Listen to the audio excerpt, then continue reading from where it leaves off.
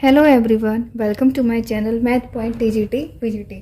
So our topic is row echelon form and reduce row echelon form. So उनको समझने के लिए आपको पहले ये क्लियर होना चाहिए कि what is pivot element and what is leading element.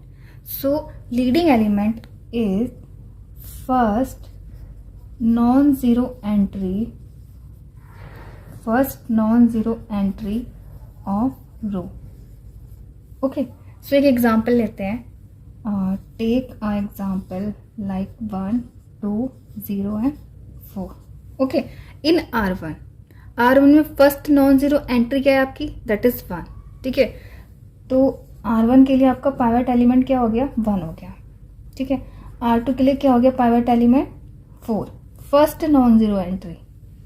Okay, now taking second example just like 1, 0, 2, 0, 1, 3, 4, 0, 0. Okay, here in this example in R1 first non entry is 1, in R2 first non-zero entry is 4, in R3 first non-zero entry is 4. So clear what is leading element? Now next to the next concept. So next concept is row echelon form. Okay, so row echelon form के लिए कुछ steps हैं वो आपको ध्यान रखने होते हैं. First step is leading element can be anything. It can be 1 और it can be 2, 3, 4. Okay, so it may be unity और not. Okay, so next point is below of the leading element must be 0. ठीक है, जो भी leading element होंगे उसके below के elements क्या होने चाहिए, 0 होने चाहिए. Okay, third point is in each row number of 0. Okay, counting करोगे आप नंबर्स की, so number of 0 left of the leading element okay must be more than previous row. जो उसके पहले की रो होगी उससे ज्यादा जीरोज होने चाहिए. ठीक है, हम एग्जांपल लेंगे उससे देखेंगे. Fourth one is if any row is 0, if any complete row is 0 then it would be at last. Okay, so इसके एग्जाम्पल क्या है, जैसे कि मैं फर्स्ट एग्जाम्पल ले लेती हूँ लाइक 1, 2, 3. ठीक है, तो सेकंड वाला जो पॉइंट है ये हमेशा ध्यान रखना. जो भी लीडिंग एलिमेंट होगा, देखो ये लीडिंग एलिमेंट है तो इसके बिलो के एलिमेंट्स 0 होंगे, it must B. Okay, now next, अगर आप यहाँ पे कहीं पे भी लीडिंग एलिमेंट लेते हो, अगर आप यहाँ पे लीडिंग एलिमेंट लेते हो तो नेक्स्ट लीडिंग एलिमेंट यहाँ पे जाएगा क्योंकि नंबर ऑफ 0 इंक्रीज होने चाहिए. ठीक है, 4, 5 एंड 7. ओके, नाउ चेक कर लो ये सारी कंडीशन फुलफिल कर रहे हैं. लीडिंग एलिमेंट जो भी है उसके बिलो के एलिमेंट सब 0 हैं and each row number of 0, देखो यहाँ पे नंबर ऑफ 0 1 है, यहाँ पे नंबर ऑफ 0 2 है, तो इंक्रीज हो रहे हैं as well as rows. Okay, fourth is if row is completely 0. Suppose करो नेक्स्ट एग्जांपल इज 1, 2, 3, 0, 0, 4 एंड 0, 0, 0. ठीक है, देख लो if complete row is 0 it must be at last, ये कंडीशन है. Okay, second example is 0, 4, 2, 0, 0, 1. Okay, and many more. एक और example ले लेते हैं 1, 2, 3, 0, 0, 4. ठीक है, एंड मैनी मोर. ये सब एग्जांपल हैं आपके रो इक्लियन फॉर्म के, इसमें चारों कंडीशन फुलफिल हो रही है. आप और एग्जांपल ले सकते हो. ठीक है, now move to next concept. So next concept is reduced row echelon form. Reduced row echelon form is a row echelon form. Okay, ये आपकी रो इक्लियन फॉर्म होती है, दिस इज. ठीक है, रो इक्लियन फॉर्म में लीडिंग एलिमेंट क्या था आपका, कैन बी एनीथिंग, बट यहाँ पे leading element it must be 1 ही होना चाहिए. Next point is row echelon form में था आपका बिलो एलिमेंट 0 होने चाहिए, यहाँ पे है above and below of the leading element must be 0, both above and below elements. ठीक है, third and fourth point are same. Third is in each row number of 0 left of the pivot element or leading element must be more than previous row. Okay. Fourth point is if complete row is 0 it must be at last. ठीक है, इसके example देख लेते हैं. देखो अगर आप इसको लीडिंग एलिमेंट ले रहे हो तो इसके अब के एंड बिलो के एलिमेंट 0 होने चाहिए. ठीक है, नेक्स्ट इज अगर आप इसको 4 ले रहे हो तो 4 यहाँ पे अलाउ नहीं है. रिड्यूस रो इक्विवेलेंट फॉर्म के लिए 1 होना चाहिए लीडिंग एलिमेंट. ठीक है, एंड नेक्स्ट पॉइंट इज इसका अब के एलिमेंट भी 0 होने चाहिए. ओके, अब आप इस पे अप्लाई करोगे, चलो हम ये 7 रिमूव कर देते हैं, इसको हम 0 ही लिख लेते हैं.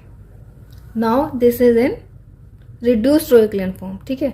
नेक्स्ट पॉइंट इज 1 ले रहे हो, ओके, ये कुछ भी हो सकता है। अगर आप इसको 4 ले रहे हो दैट इज नॉट ओके, 4 नहीं होगा, यहाँ पे पिवट एलिमेंट 1 होगा। एंड 1 जैसे लोगे और उसकी अबव एंड बिलो की एंट्री क्या होनी चाहिए आपकी 0, ठीक है। नेक्स्ट इज अगर आप यहाँ पर 4 ले रहे हो that is not okay, pivot element must be 1 and next pivot element is 1, so above entries will be at 0, ठीक है। नाउ नेक्स्ट इज 1 ले रहे हो, ओके, बट ये 4 नहीं होगा, ये आपका 1 होगा, और 1 ले रहे हो तो इसलिए ये आपका क्या होगा 0 होगा, ओके। सो आप ऐसे कितने भी रिड्यूस रो इक्विवेलेंट मैट्रिक्स के फॉर्म बना सकते हो, okay. So row equivalent form and reduce row equivalent form is clear. Rank of matrix, okay. So what is rank of matrix? Rank of matrix is just number of non-zero rows in Euclidean form or reduced Euclidean form. Reduced Euclidean form. Okay. In any matrix हम check करेंगे कि वहां पर non zero rows कितनी है, ठीक है, तो वही उसकी रैंक हो जाएगी। जैसे कि एक एग्जांपल ले लेते हैं, just 1 x y 1 2 0 and 0 0 0, okay. So क्या आप यहाँ पे बता सकते हो व्हाट इज रैंक हेयर? यहाँ पे हम डिटरमाइन नहीं कर सकते कि what is rank here, because this X Y हमको नहीं पता कि ये एक्स वाई पर्टिकुलर केस में क्या है, ठीक है। तो इस केस में तो फाइंड नहीं हो सकती, बट इस वाले केस में बताओ, if A is 1 2 0 and 1 4 and 5 and 0 0 0, क्या अभी इस पर्टिकुलर केस में फाइंड कर सकते हैं हम रैंक? नहीं, because this matrix is not in echelon और रो इक्लियन फॉर्म, ओके। सो इसको आप पहले कन्वर्ट करोगे इक्लियन फॉर्म में। कैसे कन्वर्ट करते हैं अभी हम एक क्वेश्चंस में देख लेंगे, ठीक है। अच्छा, इस वाली मैट्रिक्स को बताओ, क्या ये वाली मैट्रिक्स में हम रैंक डायरेक्टली बता सकते हैं? P is equal to 1 2 and 0 0, C क्या बता सकते हैं? तो हम बता सकते हैं because this matrix is in row echelon form. देखो ये वाली मैट्रिक्स भी रो इक्लियन फॉर्म में नहीं है, ये भी नहीं है, ये है, तो हम इसकी रैंक बता सकते हैं, that is rank of B is 2, okay. So next is देखते हैं कैसे हम किसी मैट्रिक्स को इक्लियन और रिड्यूस्ड रो इक्लियन फॉर्म में कन्वर्ट करते हैं और कैसे फाइंड करते हैं rank of matrix. So question is find row echelon form and reduced row echelon form of this matrix and also find its rank, ठीक है। तो हम फर्स्टली इसको कन्वर्ट करते हैं रो इक्लियन फॉर्म में। रो इक्लियन फॉर्म में कन्वर्ट करने के लिए क्या करते हैं? सबसे पहले आप देखो फर्स्ट रो में लीडिंग एलिमेंट क्या है, what is leading element? So leading element है आपका 1, okay. Now convert these below entries to 0, ठीक है, ये कंडीशन होती है रो इक्लियन फॉर्म के लिए। तो अब आप बताओ 5 9 13 में आप रो एलिमेंट्री ऑपरेशन अप्लाई करोगे, सो R2 goes to R2 minus 5 of R1 and R3 goes to R3 minus 5 of R1 and with the help of 1 only। आप जिस भी पाइवट एलिमेंट पर वर्क कर रहे हो, जिसकी भी एंट्रीज बिलो नीचे की 0 बना रहे हो, आप उसी की हेल्प से सारे ऑपरेशन अप्लाई करोगे, okay. And R4 goes to R4 minus 5 of R1, ठीक है। तो क्या मिलेगा आपको? So our matrix will be this, ठीक है। देखो हमने कैसे ऑपरेशन अप्लाई करा, R2 minus 5 R1, देखो R2 क्या था आपका 5, 5 minus 5 that is 0 and now again 6 minus 5 and 2, okay, so that is 6 minus 10 that is 4, okay। ऐसे हम सारी एंट्रीज सॉल्व कर लेंगे। सो अब देखो R2 की लीडिंग एलिमेंट क्या है? R2 में लीडिंग एलिमेंट है आपके पास -4। अब आप क्या करोगे, -4 के नीचे की entries that is -4 and -12 below entries becomes 0, इसको 0 बनाएंगे।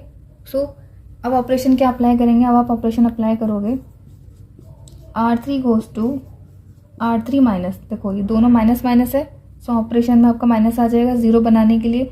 8 and 4 क्या कॉम्बिनेशन आएगा इसका? -2 of R2, ओके। ऐसे similarly R4 goes to R4 minus 4, 3 जा 12, 3 ऑफ R2. तो what will you get? You get, so our matrix will become this. Okay, सारी entries आपकी 0 हो गई है. देखो ये जो R3 है ये 2 टाइम्स है R2 का, एंड जो R4 है, मतलब ये R3 हो गया R4, जो R4 है वो R2 का 3 टाइम्स है. तो सारी एंट्रीज जब आप करस्पॉन्डिंग माइनस करोगे तो सब 0 बन जाएगा. ठीक है, अब नाउ देखो R1 के लिए जो पाइवट एलिमेंट था उसकी एंट्रीज 0 है, R2 के लिए जो पाइवट एलिमेंट था उसकी एंट्रीज 0 है. Now this matrix is in row equivalent form. ठीक है, अब अगर ये मैट्रिक्स रो इक्विवेलेंट फॉर्म में आ गई है तो आप यहीं से बता सकते हो कि यहाँ पर नॉन जीरो रोज कितनी है, how many non zero rows are there. ठीक है, सो इसकी रैंक क्या हो जाएगी, आप यहीं से चेक करके बता सकते हो. Rank is 2, 1 non zero and 2 non zero. Okay, अगर हमको इसको फर्दर कन्वर्ट करना है रिड्यूस रो इक्विवेलेंट फॉर्म में, तो कैसे कन्वर्ट करेंगे? जो इसकी पाइवट एंट्रीज हैं उनको हम 1 बनाएंगे एंड ऑल्सो उसकी अबव एंट्रीज को भी 0 बनाएंगे. ठीक है, तो उसको और अप्लाई करके देख लेते हैं. सो आपको फर्स्टली इस वाली पाइवट एंट्रीज को 1 बनाना है. ठीक है, तो 1 बनाने के लिए आप -4 में क्या डिवाइड करोगे, -4 से डिवाइड करोगे. तो आप ऑपरेशन अप्लाई करोगे, R2 goes to R2 divided by -4. तो व्हाट यू गेट, आपकी मैट्रिक्स क्या हो जाएगी, 1 2 3 4. Okay, 0 1 2 and 3. Okay, and next row is 0 0 0 and 0 0 0 0. ठीक है, अब आप क्या करोगे, अब आपको इसकी अबव एंट्री 0 बनानी है. तो व्हाट विल यू ऑपरेट, आप ऑपरेशन अप्लाई करोगे, R1 goes to R1 minus 2 of R1 with the help of R2 only.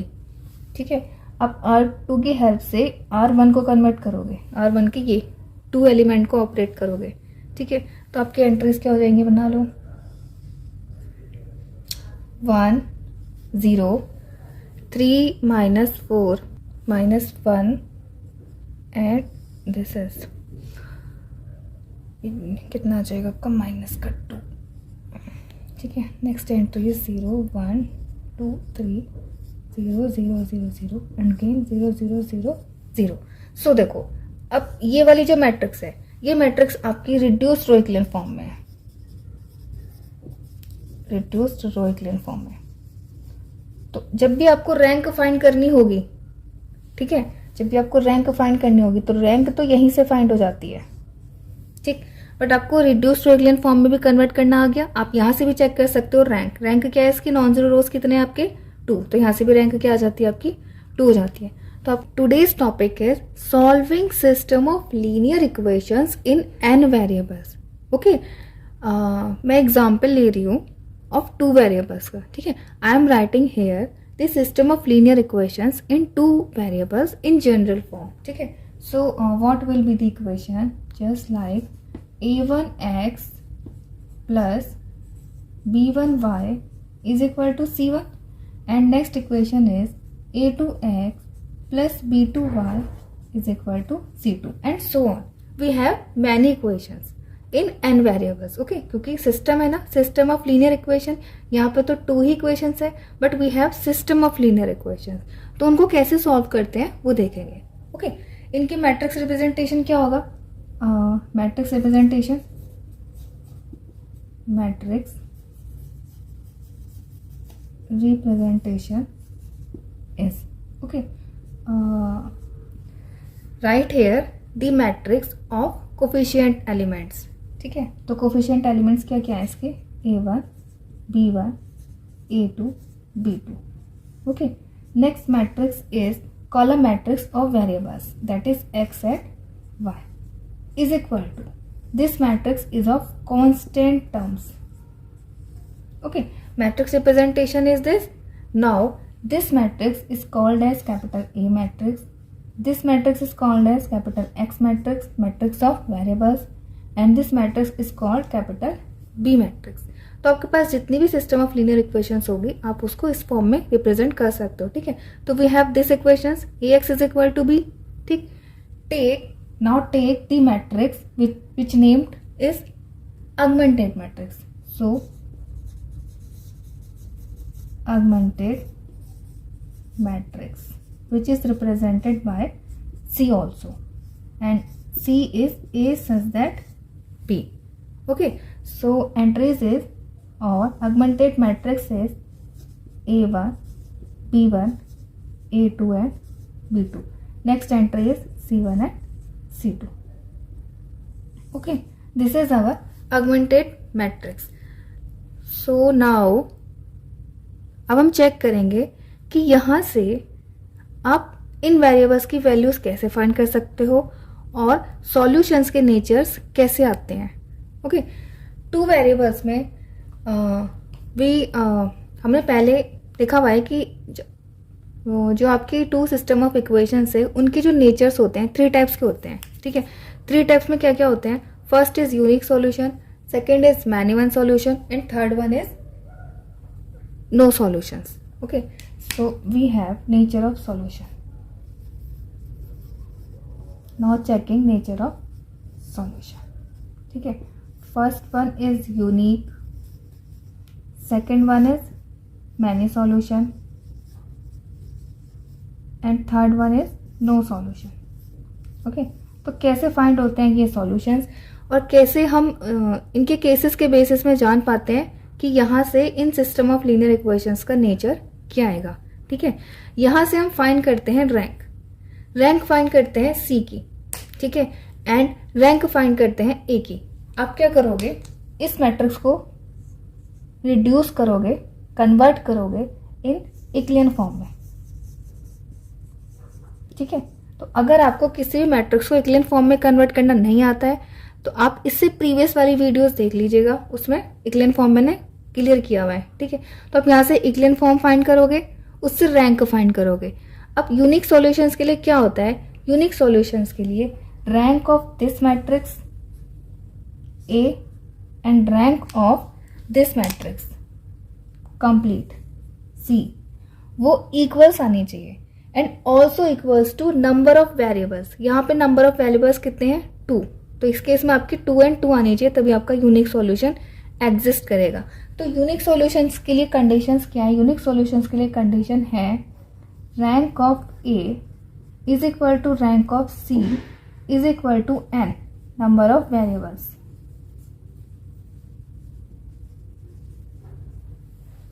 Okay, तो ये कंडीशन आपकी यूनिक सॉल्यूशंस के लिए है.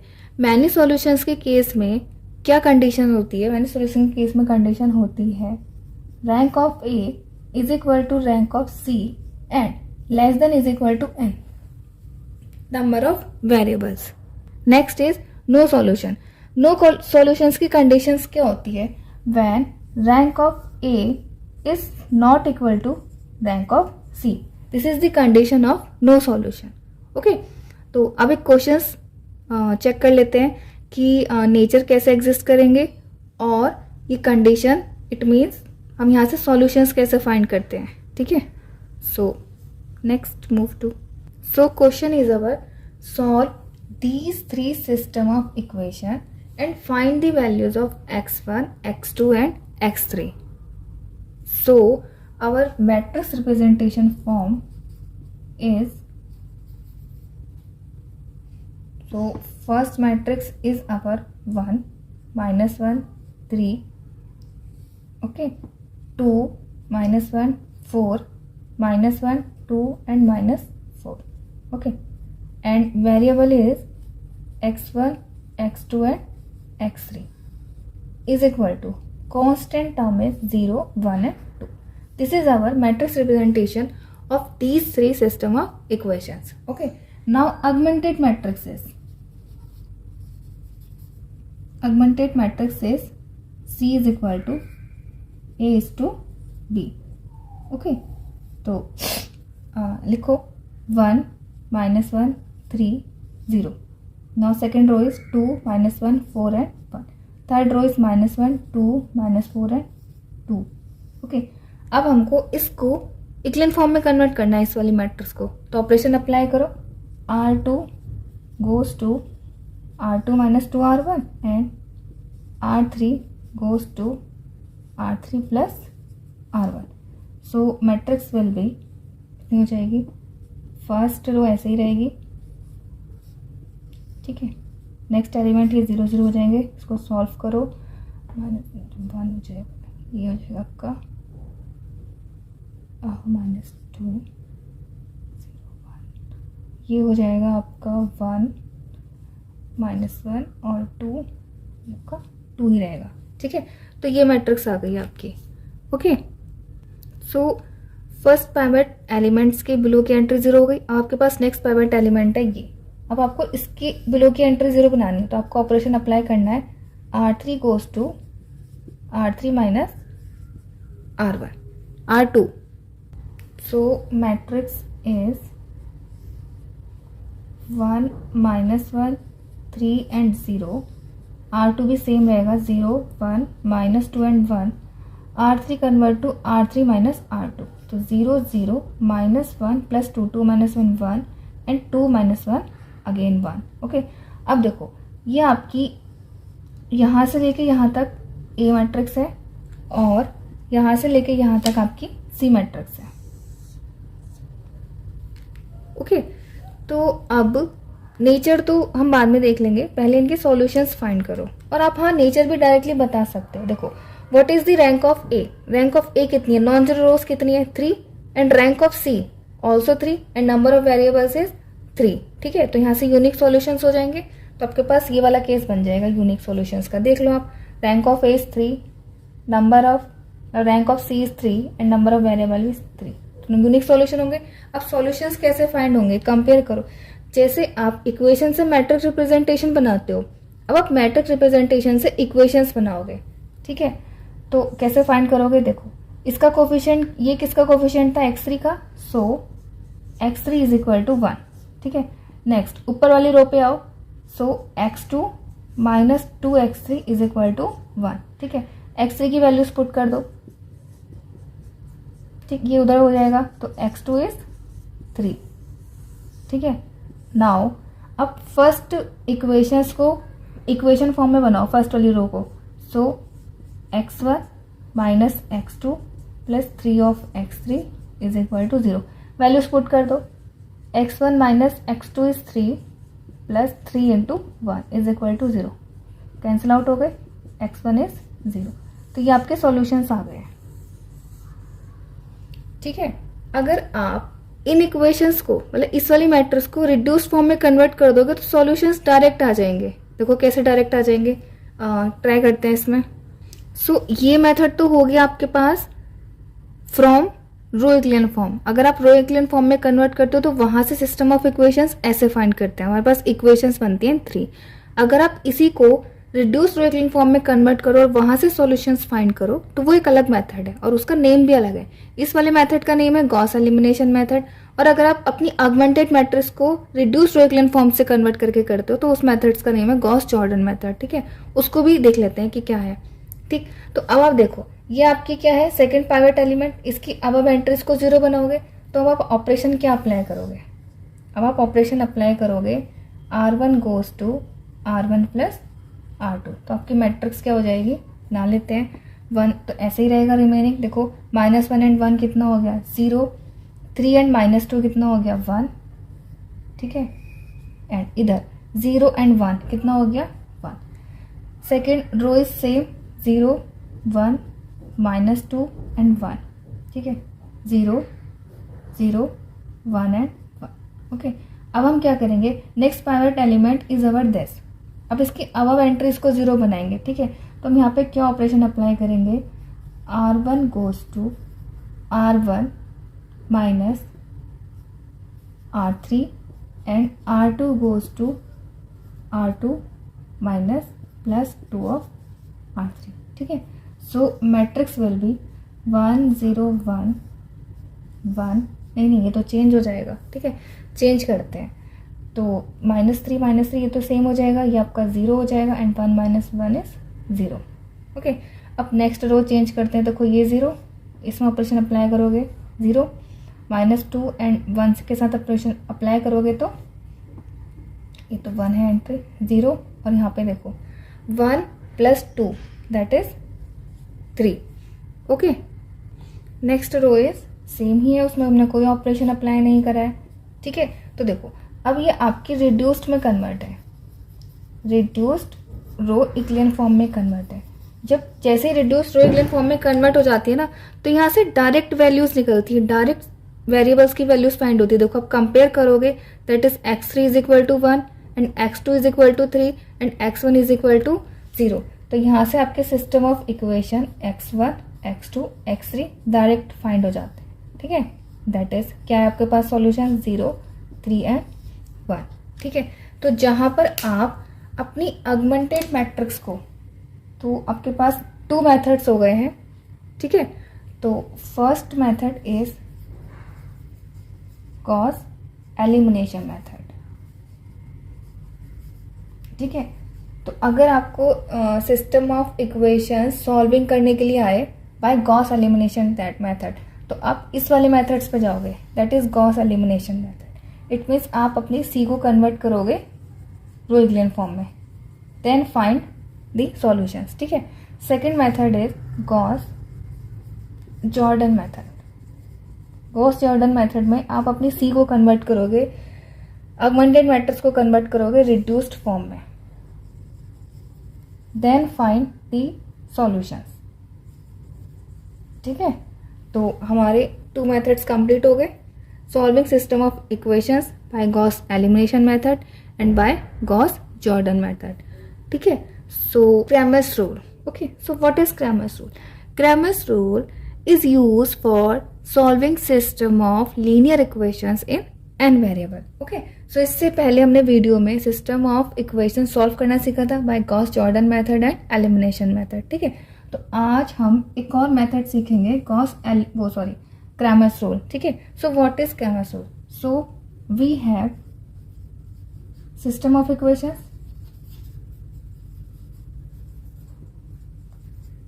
Equations, okay. लाइक मैं 2 वेरिएबल्स में ले लेती हूँ, for example a1x plus b1y plus 2 ही वेरिएबल्स में ले लेते हैं c1। Second equation is a2x plus b2y is equal to c2। So इसकी मैट्रिक्स रिप्रेजेंटेशन क्या होगी? Matrix representation is, okay, a1 b1 a2 b2, next variable is xy is equal to constant term is c1 and c2, okay। so this can be written as ax is equal to b, okay।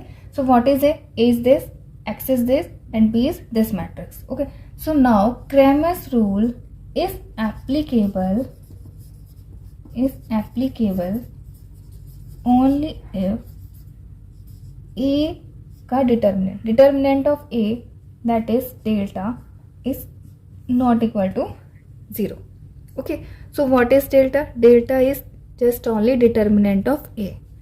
So now here variable is X and second variable is Y, okay. So यहाँ पर direct आपके x और Y के solutions find होते हैं by this formula, x is delta of x divided by delta and y is delta of y divided by delta, where delta x is, okay। देखो जो ये आपका डेल्टा था, ठीक, आप x वेरिएबल के लिए बात कर रहे हो, okay.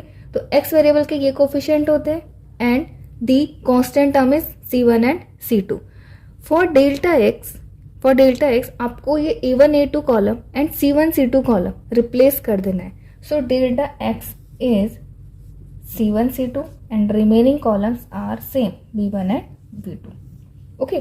So delta x is finding by replacing c1 c2 to a1 a2, okay. आप x वेरिएबल के लिए बात करो, आपको फाइंड करना है डेल्टा x, तो आप x के वेरिएबल रिप्लेस करोगे। एंड सिमिलर मैनर में delta y is finding by replacing the values of y coefficient to B matrix, okay। so delta y is a1 a2 and इसको तो replace करना है c1 and c2, okay. तो directly आपको ये determinant की values यहाँ पे पुट कर देनी है एंड नाउ हमको वैल्यूज मिल जाएंगी एक्स एंड वाई की. ओके, सो ये आपका पॉइंट है main. This is your Cramer's rule. So now move to the next question. एक क्वेश्चन देख लेते हैं. And this Cramer's rule only applicable if delta is not equal to 0 and give only unique solution. ठीक है. This Cramer's rule is not for many solution case and no solutions case. ठीक है. If system of equations is many solution and no solution case, then move to augmented matrix. It means Gauss-Jordan method और Gauss elimination method. ठीक है. अब Cramer's rule apply करके questions solve कर लेते हैं. So question is 2x1 plus 5x2 is equal to 1 and x1 is 4x2 is equal to 2. ठीक है. क्वेश्चन है solve by Cramer's rule. Okay, so इसकी मैट्रिक्स रिप्रेजेंटेशन क्या हो जाएगी? Matrix representation is 2 minus 5 1 4 and variable is x1 x2 is equal to constant term is 1 and 2. Okay, so now Cramer's rule apply होगा या नहीं होगा? Cramer's rule applicable if delta is not equal to 0. ठीक है. So check here this is a, x is equal to b. Here delta is equal to determinant of a. Okay, so determinant of a, it means 2 5 and 1 and 4. Find करो determinant. 2 4 जा 8 minus 5 that is 3 and is not equal to 0. ठीक है. So this system of linear equations के unique solution. Okay, now finding delta of x1 and delta of x2. ठीक है. So delta of x1 is by replacing the values of coefficient of x1 by 1 2 matrix, 1 2 column matrix. ठीक है. सो 2 1 को आपको replace करना है 1 2 से. So 1 2 and second column is 5 4. ठीक है. Finding the values of 4 minus 10 that is minus 6. ठीक. So next is delta x2 is by finding in the A matrix by replacing x2 variables by B matrix. Okay, so delta x2 is 2 1 5 4 को replace कर दो 1 2 से. Okay, so 4 minus 1 that is 3. ठीक. So now by Cramer's rule x is equal to delta of x1 by delta. Delta of x1 is minus 6 divided by delta is 3. Okay, so minus 2. And now y is delta of x2 divided by delta. Okay, delta of x2 is 3 and delta is 3. So y is y नहीं x2 है. This is x2 and this is x1. x2 is 1. Okay, तो Cramer's rule ऐसे ही apply करना है और find कर लेने हैं अपने solution. So Cramer's rule is clear. So see you in next video. Thank you.